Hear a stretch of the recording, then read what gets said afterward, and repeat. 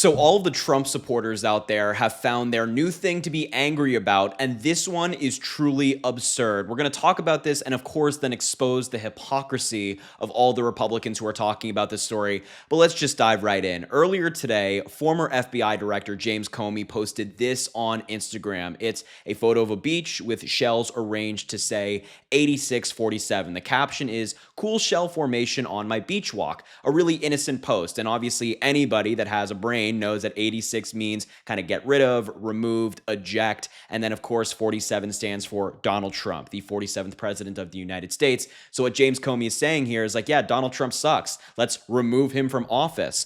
But Republicans took it a different way. They interpreted this as James Comey threatening the life of Donald Trump. They thought that James Comey in this post was calling for Donald Trump to be taken out, if you're kind of catching my drift here, which is an absurd interpretation. They are interpreting it this way because they hate James Comey, because they think that James Comey was rude to Donald Trump. And of course, that must mean he's the worst person ever. And this story has gotten so big in the Maga circle of the internet that even FBI Director Kash Patel put out a post on Twitter saying, "We are aware of the recent social media post by former FBI Director James Comey directed at Donald Trump. We are in communication with the Secret Service and Director Curran. Primary jurisdiction is with Secret Service on these matters, and we, the FBI, will provide all necessary support." So they're saying like, yeah, we're aware of this post, we're concerned about it, and we're actually taking time to look into it. They are wasting taxpayer dollars on looking into James Comey being like, yeah, I don't like Donald Trump. Is that not just the most absurd story you have heard in 2025? Or I should say maybe within the last week, because it feels like every different week is something new and crazy with the Trump administration. But the hypocrisy here is what I'm so astounded by. Them being like, yeah, we're so offended by a possible insinuation of violence.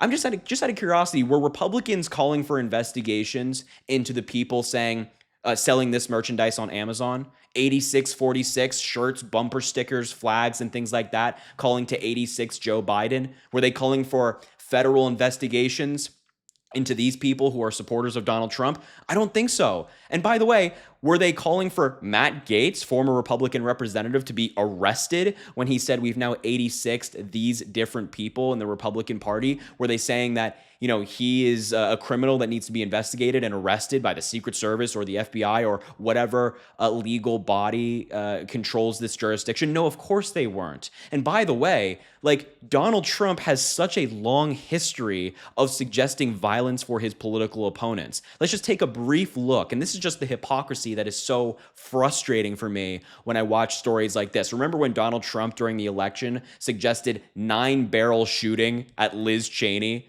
who of course has been very anti-Trump in recent years? 9-barrel shooting at Liz Cheney. What happened? What was the Republican response to that? Silence. That's what the response was. They said nothing. They didn't care. Matter of fact, many of the Republicans endorsed this statement, defended it, downplayed it as Donald Trump just being Donald Trump. I mean, it is so absurd. What about when Donald Trump posted this?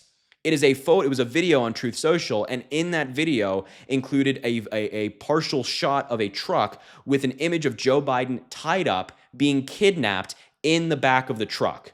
Donald Trump posted this on his official Truth Social page. Was there any concern there? Were Republicans calling for an FBI investigation there? No, of course not. As I said with the last example, they were celebrating it. They were just saying, oh, it's just a joke. You liberals are being too soft. You liberals are being snowflakes. It's just Donald Trump horsing around.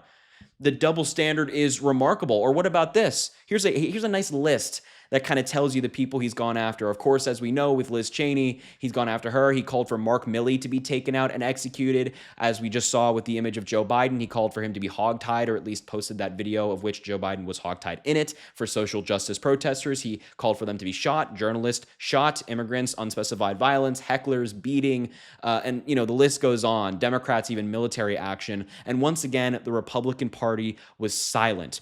And, as I mentioned, this story has just gotten so big among MAGA circles that Tulsi Gabbard, obviously a Trump administration official, was asked about this on none other than Fox News tonight, because where else are America's conspiracy theories discussed? And just take a look at what she had to say about this James Comey story. Do you believe Comey should be in jail? I do. Any other person with the position of influence that he has people who take very seriously what a guy of his stature, his experience, and what the propaganda media has built him up to be, I'm very concerned for the president's life. We've already seen assassination attempts. I'm very concerned for his life. And James Comey, in my view, should be held accountable and put behind bars for this. I'm trying not to be angry right now. And the only reason I'm angry is because this is so goddamn absurd when we have so many different issues to focus on. Like, I'm not the biggest James Comey fan of all time, but we have like kids who are hungry in America, kids whose schools have been defunded. We have kids all around the world who have had their medical funding and medical research cut because of Donald Trump and Elon Musk, and now they've contracted HIV and are likely going to die. And this is the thing that Republicans are angry about. This is what they're frustrated about. This post of shells on a beach, and they're saying that this is the biggest thing in the media and that James Comey should be arrested. If that's the case, if Tulsi Gabbard's philosophy is that anybody who makes even something that could just be simply interpreted as a threat should be arrested, then golly, she's calling for Donald Trump, she's calling for Matt Gaetz, she's calling for all of these other MAGA Republicans who have suggested similar things for officials that they don't like. Apparently, all those people need to be arrested under Tulsi Gabbard's view. It is so absurd that this is where we are in American politics, where a former FBI director, who again, I'm not a huge fan of, I'm not necessarily defending him in this instance, but this is the story that MAGA is focused on. And as I mentioned, I just want to reiterate the point that there are so many different things happening in the United States right now. There are so many problems that we need to be grappling with. There are so many issues that Donald Trump himself has caused and all these other administration officials have caused.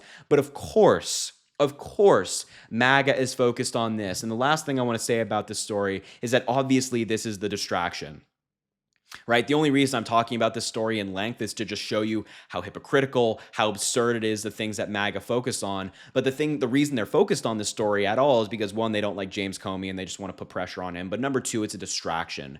They're trying to have all of us talk about this, talk about how, debate whether it's true or not, and in the goal of distracting us from what Trump is doing right now, from the fact that Trump is discussing building a Trump Tower in Syria after he lifted sanctions on them, the fact that Donald Trump is receiving a $400 million jet from Qatar as a gift, with no favor apparently requested in return. Obviously, we know that's total bull.